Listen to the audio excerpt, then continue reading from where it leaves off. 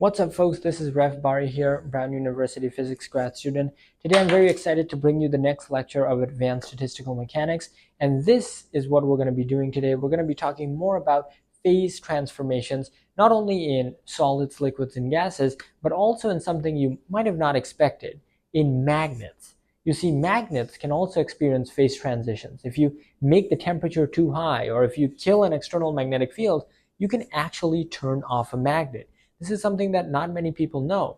If you turn up the temperature too high, if you put a magnet under a fire, that magnet is going to turn off.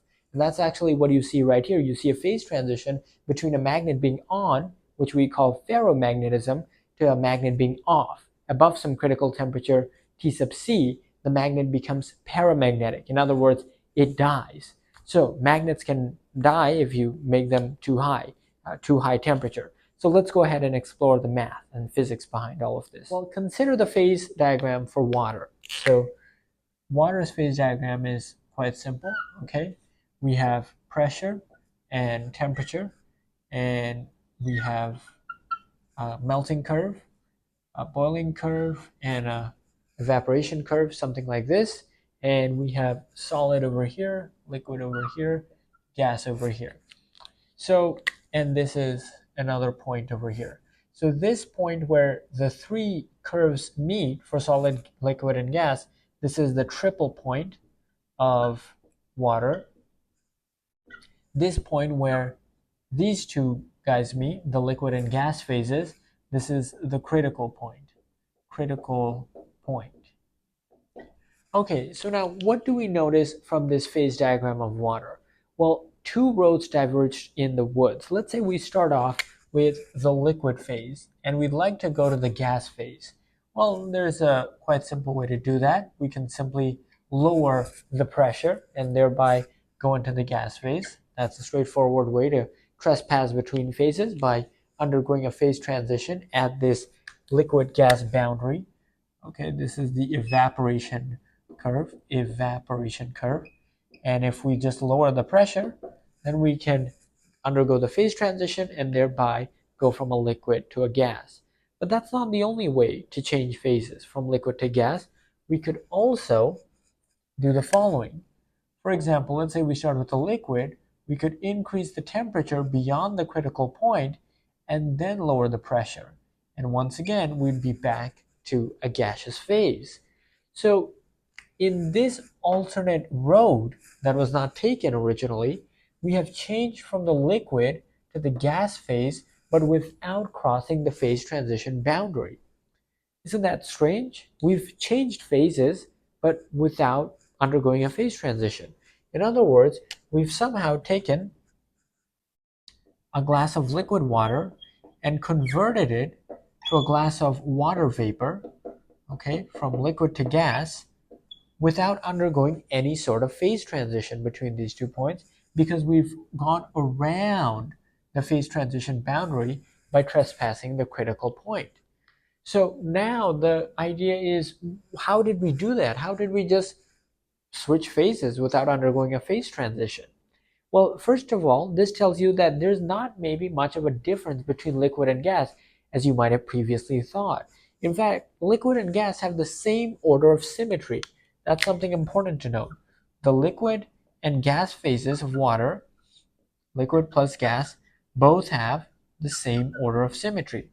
Both have same symmetry. But notice that we cannot do the same kind of a trick with liquid and solid. Right? There's simply no way to trespass from liquid to solid without trespassing the phase transition boundary. Even if you try to go around this over here, that's not really going to work because this boundary here extends further. So there's no way to change from a liquid to solid or from solid to liquid without going through the phase transition boundary. So that's the big idea over here. Now, we can make this more mathematically sound. How so? Well, let's say that we describe this entire system with a Hamiltonian. The Hamiltonian for a system is the end-all be-all for that system. It's the physical description of a system. And so the Hamiltonian of a system, of a thermodynamic system like this, can be broken up into K sub n and theta sub n. and a summation of n from 1 to infinity, or however many parameters there are. So what is k sub n and theta sub n?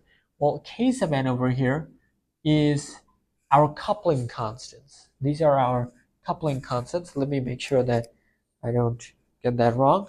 So these are our coupling constants, and these represent our experimental parameters. These could be the electric or magnetic fields. This could be a temperature. This could be an exchange interaction. So let me just write down some examples. Coupling constants could include the electric field, the magnetic field, temperature, some kind of an exchange interaction between two particles, any sort of external parameter. And this theta sub n, this is our local operator. Okay, this is just some kind of an operator that's multiplied with our coupling constant. Okay, so our coupling constant k sub n and our local operators theta sub n constitute our Hamiltonian for the system. Okay, and we're going to look at the Hamiltonian for a simple physical system shortly. Now, k sub n, these coupling constants, I forgot a factor of kt for dimensional units. So k sub n also represent the different kinds of parameters we could have in our model. Okay, so k sub n in this case include, for example, temperature, it includes pressure, and of course it includes all of these other factors that I've listed here: electric field, magnetic field, and any sort of exchange interactions, so on and so forth. So in this case, in this graph over here, for instance, this temperature could be k sub 1, this pressure could be k sub 2, and so if you have a d-dimensional system with d parameters, d coupling constants, so if you have k sub d, then you would be plotting your phase diagram in d-dimensional space. So you'd have some kind of a d-dimensional phase diagram. Okay, so d coupling constant. Okay, now there's one more thing that helps us mathematically describe the phase diagram of any object, and that's the free energy, right? So the free energy, F, of course, the free energy for a system, we can write as the energy of the system minus the temperature times the entropy of that system. So the free energy is always a function of a few things. First of all, it's a function of the Hamiltonian. Okay, let me write it like this. It's a function of the Hamiltonian. Okay, it's also a function of any coupling constants or any kind of exchange interactions, j sub ij, and it's also a function of all of these general coupling constants, k sub n. Okay, so this is a very general way to write the free energy for any given system. So now that we've taken a look at this basic system, let's take a look at some more examples of phase transitions and how we can mathematically quantify them. Let's start with the basic phase diagram for maybe a magnetic spin system. So this is a phase transition that we drew yesterday, where we had magnetization M versus temperature. And we saw that above some critical temperature, T sub C, if you had some kind of a spin system, okay, let's say you have a system of atomic spins that could only be up or down, something like this. Okay, beyond some critical temperature T sub C, there would be no overall net magnetization. Okay, the net magnetization would be zero. Below that critical temperature, you would have some net magnetization. Okay, so there's a net magnetic moment below the critical temperature, net magnetic moment. And this is what we call ferromagnetism, where all the spins are aligned. So this would be an example of ferromagnetism. All the spins are spin up, or alternatively, you could have all the spins are spin down.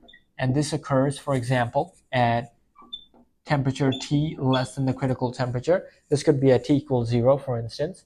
So that is the ferromagnetic phase. Now, beyond the critical temperature, you have the paramagnetic phase, where thermal fluctuations kill any sort of magnetic field. So, for example, this would be the temperature greater than the critical temperature. Beyond the critical temperature, there is no net magnetic moment, and the average magnetization M is 0.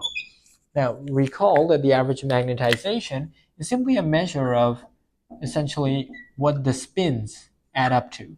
So this is simply the definition of the average magnetization, okay, where we simply take all of the spins, add them up, and divide by the total number of spins.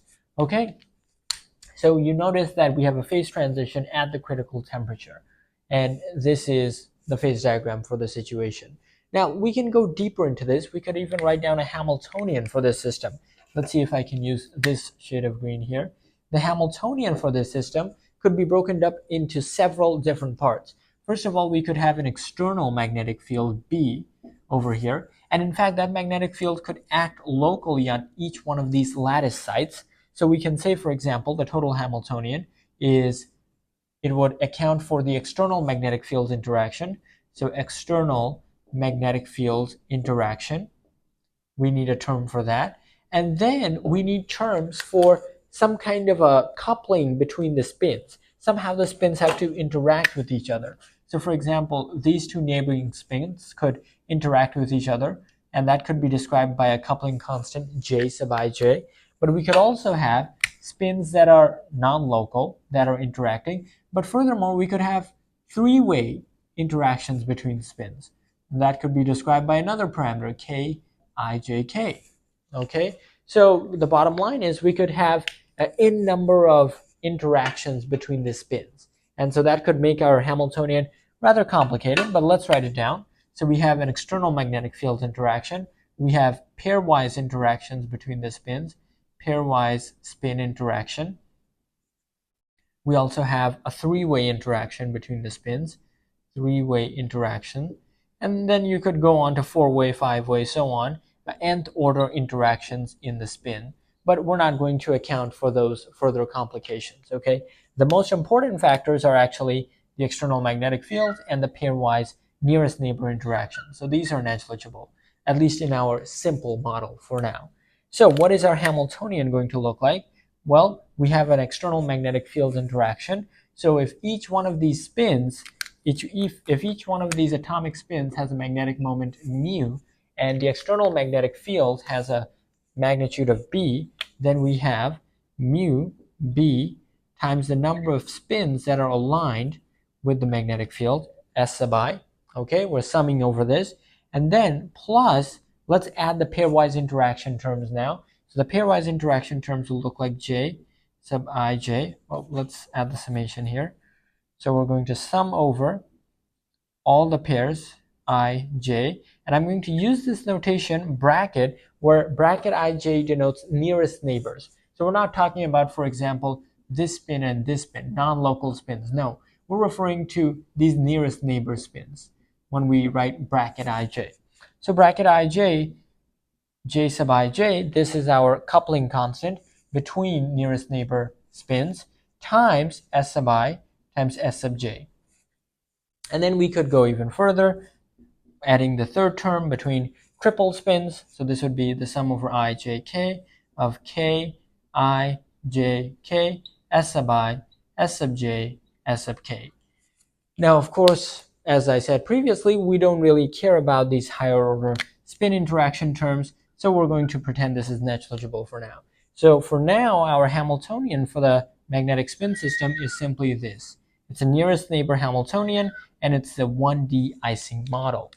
Now, we found out previously that in the 1D Ising model, there is no phase transition because the free energy is completely analytic. Okay, so another way to say that is, for dimensionality 1, the Ising model has no phase transition. Has no phase transition.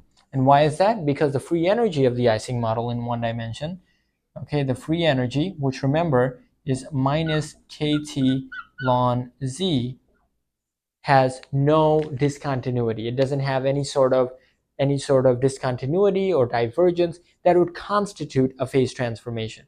Okay, so great. This is the basics of magnetic field phase transformation. Now let's take a look at how we can formulate, now that we have the Hamiltonian, we can calculate the partition function z, and from the partition function we can calculate the free energy F, and from the free energy, taking various derivatives of the free energy gives us various observable parameters. For example, the magnetization or the fugacity or the susceptibility of the magnetic field. All of these parameters are things we can calculate. Starting from the Hamiltonian, we can get the partition function, from which we can get the free energy. Okay, that's the ladder we're going to follow. So let's go ahead and check out how to calculate not only the free energy, but possibly even the magnetization for a magnetic spin system like this. All right, folks, so let's go ahead and calculate the magnetization of a spin system. Let's just recall the ladder to getting to the magnetization. The ladder, let's get my red pen, is as follows. We start with the Hamiltonian for our system. The Hamiltonian describes all the physics that's in our system.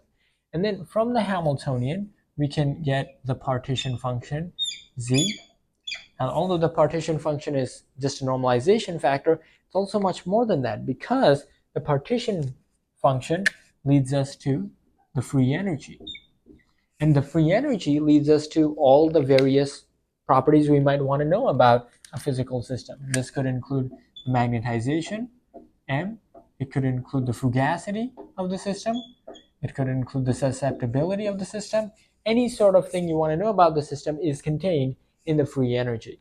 How do we get from the Hamiltonian to the free energy? Let's write down the equations. Well, first of all, the partition function z is simply a trace over e to the minus beta of the Hamiltonian. Okay, that's an equation that connects the partition function with the Hamiltonian. Now, what equation connects the Hamiltonian, the partition function, with the free energy? Well, the free energy F is simply minus kT, okay, hopefully you can see that, times the natural log of the partition function. Okay, this is what connects us from thermodynamics to statistical mechanics. Okay, and then finally, what takes us from the free energy to all of these observable parameters? Well, for example, the magnetization, M, is simply the derivative of the free energy, partial F, with respect to some magnetic field, some external magnetic field, H sub I. And this is going to be 1 over n times partial F partial H sub I. So whenever you take derivatives of the free energy with respect to anything, you can get any kind of observable parameter that you'd like to measure. So let's go ahead and cut out the talk and let's get into action. First things first is the Hamiltonian for our system. So we have the following Hamiltonian. We have mu times b times a summation over all of the spins, S sub I, plus we also have the spin interaction term, ij over nearest neighbors, jij, S sub I, S sub j. So this is our Hamiltonian for the nearest neighbor 1 de-Ising model. And the first thing you want to do is write down the partition function z. So that's going to be a trace over e to the minus beta h. Now, what does trace mean? This is a source of confusion for many students, but trace is actually something rather simple. This trace simply implies we're going to be taking a summation over all of the spin lattice sites, S sub I, which can either be spin up or spin down. And now we can plug in our Boltzmann factor, e to the minus beta h over here.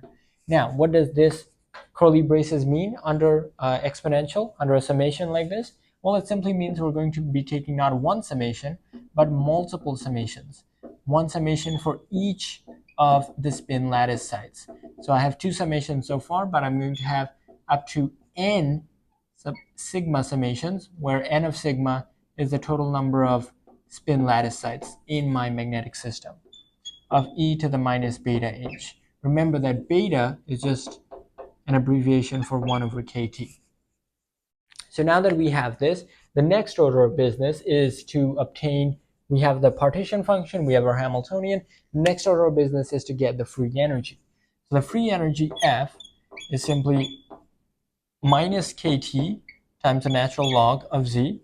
So what is the natural log of z? Well, we have minus kT log of z is the trace. So let's write that here. That's the trace of e to the minus beta h. Now let's go ahead and really expand all of this out so that our free energy here is minus kT log of the summation over the first lattice site plus minus 1, the second lattice side, plus minus 1, all the way to the nth lattice side, which is also plus minus 1. And here we have, okay, we have the trace of e to the minus, what is our Hamiltonian? Let's plug that in. So minus mu b summation over all of the spin lattice sites, and then minus, and please don't crucify me if I get the signs wrong, the summation over all the nearest neighbor sites times the coupling constant j sub ij for nearest neighbors, s sub I, s sub j, and all of this over here is to be divided by beta or kt. So this right here, this massive thing right here, is what our free energy is equal to. We have our minus kt log of the trace of the Boltzmann factor. So the next thing we want to do is obtain the magnetization. How do we do that? Well, obtaining the magnetization is not that bad. For the magnetization m, we simply have to take the derivative of this whole thing, partial f, with respect to what? Well, we have to find how our free energy varies with respect to the magnetic field B. Okay, so let me actually write it over here. So we're going to do partial f, partial B, and then just to normalize everything, divide by the total number of spins, n. So now let's go ahead and take that derivative. First thing you notice, there's a log here. So I'm going to take care of that log first. So we're going to have kt, and then the derivative of a log is going to be 1 over whatever is inside the log, the argument of the log. So that's going to be 1 over the trace of e to the minus beta h. So now that I've taken care of the log, I have the derivative of whatever is inside. Now there's only one term that depends on the magnetic field, the external magnetic field, and that is this first term over here. So how are we going to deal with that first term? Well, that's pretty straightforward. I'm just going to pull out that minus mu s sub I, okay? And then, and by the way, minus minus will eventually cancel out, so I'll just keep that plus. And then I just have my regular trace, right? So I have 1 over the trace of e to the minus beta h. That's what I have here. And then the derivative of the inside pulls out this. And then finally, trace, okay? And then once I take the derivative of the magnetic field, I'm left with this s sub I and this beta, okay? Assuming that magnetic moment maybe is in natural units. So I have beta times b, and then I have the rest of my stuff, e to the minus beta h, okay? And so that right there, e to the minus beta h of my system. And this right here is the average magnetization of my spin magnetic system. So the calculation was not hopefully too terrible. Let's just go through a recap of what I just did. So I started with my Hamiltonian, which is right here. I have the external magnetic field interaction and the spin coupling interaction between nearest neighbors. And then I got the partition function by just taking the trace of the Boltzmann factor. We call it the trace is simply a summation over all of the spin lattice sites of the Boltzmann factor. And then to get to the free energy from the partition function, I just take the logarithm. So I have minus kt log of my partition function, z. And then to get from the free energy to the magnetization, I just take the derivative of the free energy f with respect to the external magnetic field B and divide by n on the outside. So I have 1 over n kt, derivative of the log, takes out 1 over trace of the magnetic field, trace of the Boltzmann factor right here, and then taking the derivative of the inside term. This is the only term in the Hamiltonian that depends on the external magnetic field. So that's going to pull out, just ignore the b, just as if you were taking a normal derivative. That pulls out an s sub I, and that pulls out a beta. Okay, so that's what we have here. This should actually not be b, this should be s sub I. So there we go. And then we have the remaining part, which is our Boltzmann factor. So folks, that's it for this episode of Advanced Statistical Mechanics. We'll see you in the next one.